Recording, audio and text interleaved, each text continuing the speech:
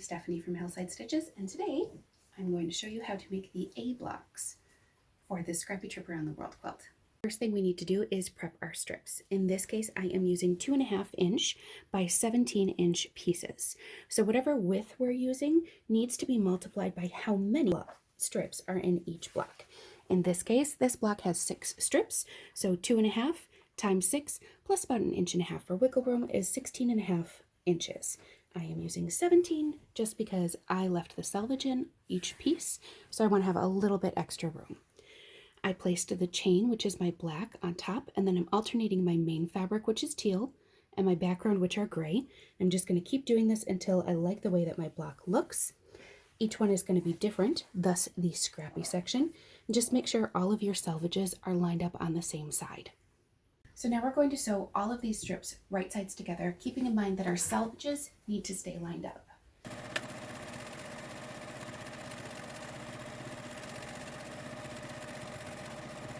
You've got your block of 6, we're going to go press. You can see my selvages are all on this side, and this is why we build in a little bit of wiggle room. I am going to press towards my main fabric, so press towards my teals, and then take it back over to my sewing machine.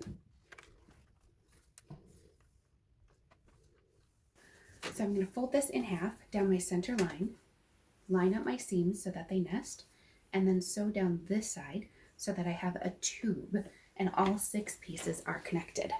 We're going to cut this whole tube section into 2.5 inch pieces, and we need 6 total, and then we can discard the extra.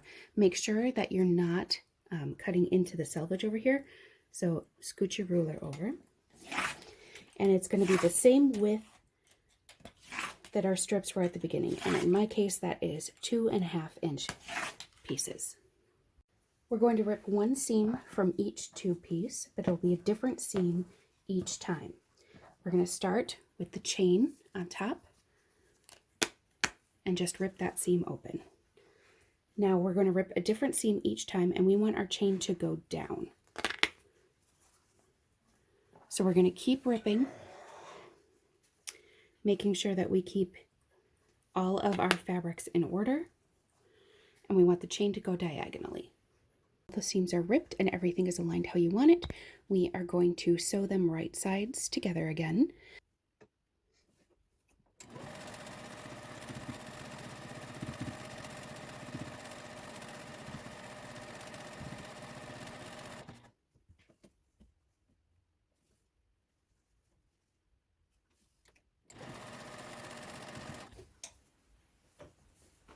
I've got my chain in a line. Now I just need to press this and trim it to 12.5 inches. Once I've got my seams lined up and pressed how I want them to go, I usually give it a quick starch shot from the front, just to make sure that it is actually lying down and flat how I want it to be. I'm going to line up my center seams as best I can, and then trim to 12.5. And I do this on both directions.